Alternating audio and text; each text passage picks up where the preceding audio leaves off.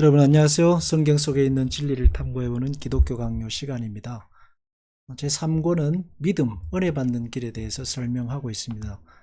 1장은 성령과 믿음, 2장은 믿음, 3장 회개, 4장 고해성사의 오류, 5장 면죄부와 연옥, 6장 신앙생활, 7장 그리스도에 대해 생활의 핵심, 자기부정, 8장 십자가를 지는 것, 자기부정의 일부, 9장 내세에 대한 명상, 10장 현세 생활과 그 보조 수단들을 사용하는 방법, 11장 믿음에 의한 칭의, 12장 우리는 하나님의 거저 주시는 칭의의 교훈을 깊이 확신하기 위하여 하나님의 심판대를 우러러보며 생각해야 한다.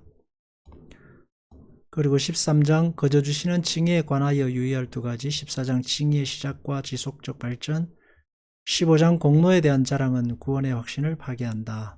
지금 우리는 15장을 살펴보고 있는 중입니다. 그 중에서도 오늘은 6항,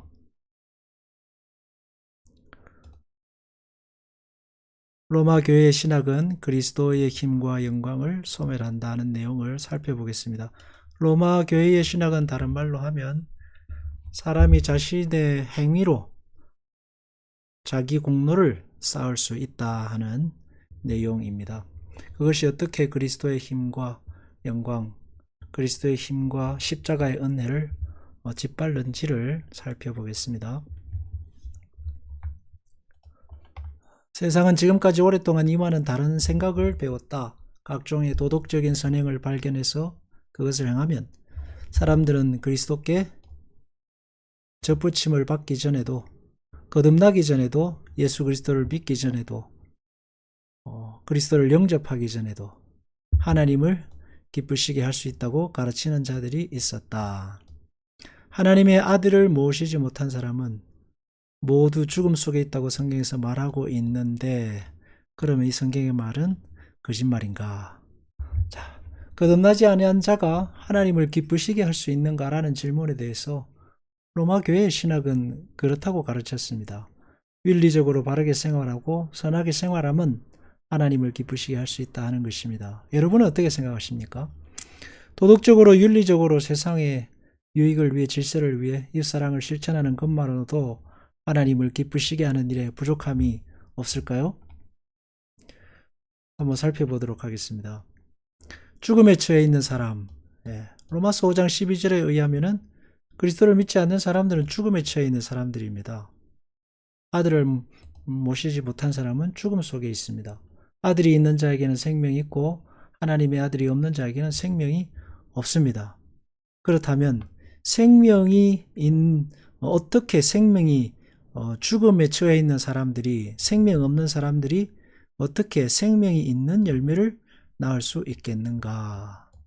성경에서 말하는 죽음에 처해 있는 사람들, 생명 없는 사람들은 사탄의 자식들입니다. 마귀에게 속해 있는 사람들입니다. 그리스도의 십자가를 알지 못하는 사람들이고 그리스도의 십자가를 배척한 사람들입니다. 그렇다면 어떻게 이들이 예수 안에 있는 생명의 열매를 낳을 수 있겠는가? 예수 그리스도 안에 있는 생명의 열매 없이 어떻게 하나님을 기쁘시게 할 수 있겠는가 하는 것입니다. 로마서 14장 23절은 더 나아가서 믿음으로 쫓아 하지 아니한 것은 모든 것이 죄니라고 명확하게 말씀하고 있습니다. 죄는 하나님의 영광을 가려는 것이고, 죄는 하나님을 노엽게 하는 것이고, 죄는 하나님의 반대편에 있는 것입니다. 죄는 사탄에게 가까이 있습니다. 근데 과연 이 죄 가운데 있는 사람들이 하나님을 기쁘시게 할 수 있나요? 악한 나무에서 선한 열매가 생길 수 있습니까? 이런 인본주의, 이런 사상들, 그리스도의 십자가 없이 거듭나지 아니한 채로 사탄의 자녀이면서 하나님을 대적하는 자들이 하나님을 기쁘시게 할 수 있다는 이런 사상들의 근간, 뿌리는 인본주의 사상이 자리하고 있습니다. 그것은 이제 로마 가톨릭이 국가의 종교가 되고 국가가 곧 교회가 되는 시대 상황 속에서 기독교가 세상의 힘과 권력 속에 들어가 버린 것입니다. 세상 속에 어떤 중요한 자리를 차지하고 있었습니다. 그러니까 그 종교적인 기독교의 그 신앙적인 교리를 세상 속에 드러내야 했습니다. 세상의 법과 질서를 아우르는 무언가가 필요했던 것입니다. 그래서 로마 가톨릭은 그리스도 안에 있는 영생, 그리스도 안에 있는 중생, 그리스도 안에 있는 자만이 하나님을 기쁘시게 할 수 있고 거듭난 자만이 하나님의 영광을 하나님께 영광이 된다는 그런 중생의 틀을 떠나서 세상의 법과 질서 속으로 들어가고 그것을 타협하게 한 것입니다. 그래서 그리스도 없는 거듭나지 아니한 자들의 선과 의가 하나님 의도 하나님을 기쁘시게 할 수 있다는 해석이 나오게 됩니다. 그러나 성경을 깊이 보면 오늘도 마찬가지지만은 철저하게 세상의 권력, 세상 속에서의 인정과 별개로 살펴보면은 그 해답은 반대라는 것을 알 수 있습니다. 아들이 있는 자에게 생명이 있습니다. 아들이 없는 자에게는 생명이 없습니다. 생명이 없다는 말은 생명이 없다는 지옥의 자식이란 말이고 사탄의 자식들입니다. 사탄의 자식들 하나님을 반대하는 자들이고 그리스도의 십자가를 멸시하는 자들이며 하나님의 절대 주권을 용납하지 않는 거기에 늘 반대하고 유혹하는 이들입니다. 그들이 감히 하나님을 기쁘시게 할 수 있을까요? 로마서 14장 23절에 믿음을 따라 하지 아니한 것은 모두 죄라고 하였습니다. 예수 그리스도를 믿는 십자가의 신앙이 없는 것은 모두 죄라는 것입니다. 예수님께서 이 땅에 오셔서 회개를 외치신 이유는 사람들로 하여금 윤리적으로 바르게 살아라, 착하게 살아라, 선하게 살아라를 외치신 그런 회개가 아닙니다. 예수님이 오셔서 외치신 회개는 예수 그리스도 자신, 그리스도를 믿고 그리스도를 영접하며 그리스도에게로 돌아오고 그리스도로 인해 거듭나고 영생을 얻게 하려는 것, 그것이 바로 예수님이 외치신 회개입니다. 윤리적 도덕적으로 살기 위한 회개가 아니었습니다. 그래서 믿음으로 쫓아 하지 아니한 것은 다른 말로 하면 그리스도를 믿는 믿음에 은혜에 기초하지 않은 중생 자체가 죄라는 것입니다. 마태복음 7장 여기 18절이죠. 마태복음 7장 18절에 좋은 나무가 나쁜 열매를 맺을 수 없고 못된 나무가 아름다운 열매를 맺을 수 없느니라. 못된 나무 그리스도가 없는 그리스도의 생명이 없는 거듭나지 아니하는 존재가 아름다운 열매를 하나님을 기쁘시게 하는 열매를 맺을 수 없습니다. 히브리서에도 말씀하고 있죠. 믿음이 없이는 기쁘시게 못하나니 믿음이 없이는 하나님을 기쁘시게 할 수 없습니다. 이미 죽어있는 뿌리 사단의 자식들이며 결국 지옥의 자식들입니다. 그런 뿌리에서 선한 것이 나올 수 없습니다. 이것은 명약관화한 일입니다. 믿지 않는 사람들, 거듭나지 않고 중생한 사람, 중생하지 아니한 사람들이 예수 그리스도의 십자가를 높이는 경우는 없습니다. 그들의 그리스도의 십자가에 대한 평가는 한결같습니다. 그리스도는 하나님의 아들이 아니다. 좋은 사람이다. 선지자다. 4대 성인 중에 한 명이다. 하나님 되심을 인정하지 않습니다. 유일한 구원의 길도 인정하지 않습니다. 예수님께서 십자가에 죽으셨다는, 이 땅에 오시고 사시고 전하신 말씀, 그리고 십자가에 죽으시고 부활하시면서 이루신 그 구속사를 완전히 무시하는 이들이 세상에 소위 말하는 착하다는, 의인이라는, 선하게 살았다는 사람들입니다. 오직 예수 그리스도를 통한 구원의 길을 인정하지 않습니다. 그런 자들에게 하나님을 기쁘시게 할 만한 의가 있다, 선이 있다? 결국 그들은 예수 그리스도의 십자가의 영광을 욕되게 하는 이들입니다. 예수님을 십자가에 못 박은 사람들이 세상 속에 있는 착하고 선한 사람들이었습니다. 이들이 하나님을 기쁘시게 할 수 있다는 것은 말도 되지 않는 일들입니다.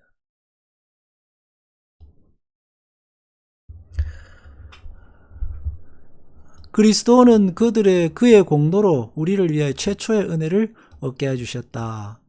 그래서 로마 가톨릭이 인간의 그 책임, 신앙 안에서의 의무와 책임을 강조하기 위해서 기독교의 교리를 자꾸 비틀고 있습니다. 그러다 보니까 결국은 조금씩 비틀다 보니까 그 결과가 예수 그리스도의 십자가의 은혜의 충만성, 그리스도의 십자가를 통한 완전한 구원의 길, 이신칭의의 은혜의 교리들을 자꾸 이렇게 짓밟고 있는 겁니다. 자동적으로 그렇게 가게 되어 있습니다. 그래서 그리스도의 십자가는 우리를 위하여 최초의 은혜를 얻게 해주신 것이고 우리에게 공로를 세울 기회를 주신 것이었다. 그럼 우리는 뭐냐? 이 제공된 기회를 놓치지 않고 우리가 그 예수 그리스도의 공로를 힘입어서 이제 우리가 하나님 앞에 공을 세워야 할 차례다. 의롭게 착하게 선하게 살아서 예수 그리스도의 그 공로 위에 우리의 공을 세워야 할 차례다 라고 하는 것입니다. 얼핏 보면은 굉장히 멋진 말인 것 같고, 그렇지, 예수님 믿었으니까 이제 우리가 잘 살아서 하나님을 기쁘시게 하고 해야지 하는 것 같습니다. 그러나 갈비는 그 깊은 내면을 들어보고 있는 겁니다. 그들의 의도. 이 얼마나 거만하고 파렴치한 불경인가. 그리스도의 이름을 고백하는 자들이 감히 그의 권능을 박탈하며 사실상 짓밟게 되리라고 누가 생각할 수 있었겠는가? 한번 살펴볼까요? 최초의 은혜를 주셨다고 합니다. 그러면 나머지 은혜는 어디에 있습니까? 그리스도의 십자가가 최초의 은혜. 쉽게 말하면 하나뿐이 은혜이고 나머지 10개, 100개는 누가 채우는가? 예수 그리스도의 십자가를 통해서 들어온 사람이 이제 채운다고 주장합니다. 하나님에게 필요한 것은 그리스도의 십자가의 은혜로는 모자란다는 얘기죠. 나머지 모자라는 10개, 100개를 이제 채워야 한다는 얘기예요. 그렇다면 그리스도의 십자가의 은혜가 겨우 하나의 첫 은혜밖에 되지 않는다는 말이 됩니다. 믿음이 무슨 소용이고 예수 그리스도의 십자가의 죽으심과 부활이 우리가 쌓는 공로의 10분의 1, 100분의 1밖에 안 된다는 얘기입니다.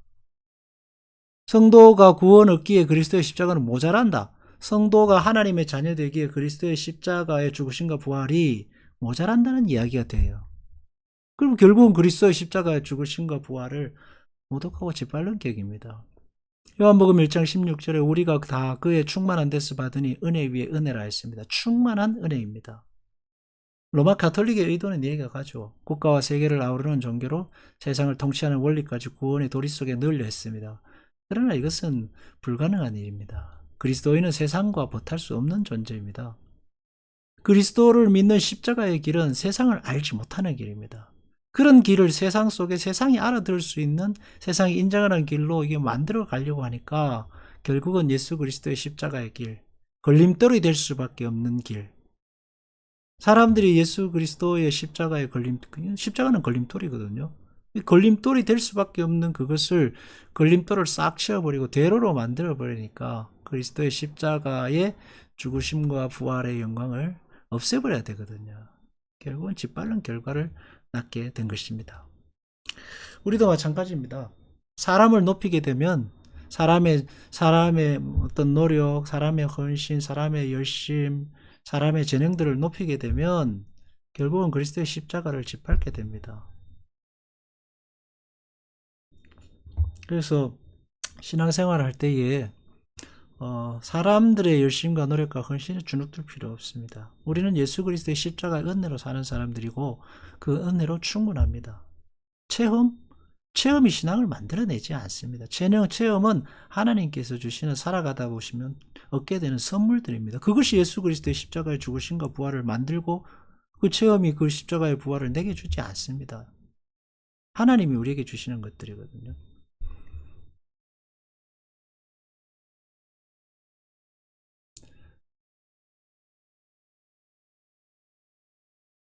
아들이 있는 자에게는 생명이 있고 아들이 있는 자에게만 생명이 있습니다. 하나님을 기쁘시게 하는 생명이 있어요. 믿음이 있습니다. 믿는 자는 사망에서 생명으로 옮겼다 했습니다. 중간지대가 없습니다. 너희가 채워란 얘기가 없어요.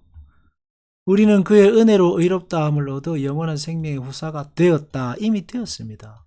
그의 은혜로는 거저 주심으로 하나님의 자녀가 이미 되었습니다. 의롭다함을 얻었습니다. 노력해서 쟁취한 것이 아닙니다. 신자들은 그리스도께서 내주하심으로 그를 통해서 하나님께 굳게 연결됐다. 그리스도께서 내주하시는 하나님의 자녀입니다. 하늘 자리에 앉아 있는 사람들입니다. 그의 사랑의 아들의 나라로 옮겨졌습니다. 옮기는 중이 아닙니다. 중간지대가 없어요. 그러나 로만 가톨릭은 끊임없이 중간지대, 회색지대를 만듭니다. 그 중간지대와 회색지대 속에다가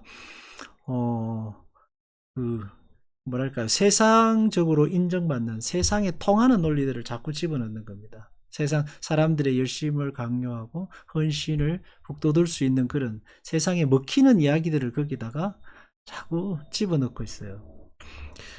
세상 사람들이 듣기에는 좋죠. 그러나 예수 그리스도의 십자가는 미련한 것이랐습니다. 전도에 미련한 것으로 하나님께서 하나님의 그 영광과 의를 드러내기를 기뻐하셨습니다. 근데 그 회색지대에서 자꾸 이를 꾸미면 성경에 없는 논리들을 자꾸 집어넣으면 이상한 성경을 가지고 와야 되고 이상한 책들을 갖다 붙여야 되는 것입니다. 세상에서 힘을 발휘할 수 있는 논리 전통을 만들어 나가다 보면 그리스도의 십자가가 무너지게 되어 있습니다. 그래서 회색지대는 결국 그리스도의 십자가를 욕되게 하는 영역이 될 수밖에 없게 되는 것입니다. 대표적인 것이 연옥의 교리고 또 공로 사상들이고 그러한 것들입니다.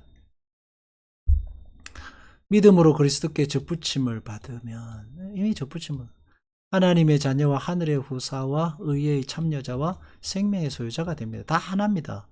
그리스도를 믿는 사람이 영접한 사람이고 영접한 사람은 거듭난 사람이고 중생한 사람이고 하나님의 자녀이고 하나님의 나라로 옮겨진 사람이고 생명을 가진 사람이고 하나님의 자녀의 권세를 얻은 사람. 분리할 수 없습니다. 그걸 단계별로 나눠지지 않습니다. 그것은 모두 다 하나입니다. 하나. 하나님의 자녀가 될 때에 거듭날 때 우리에게 주는 모든 것입니다.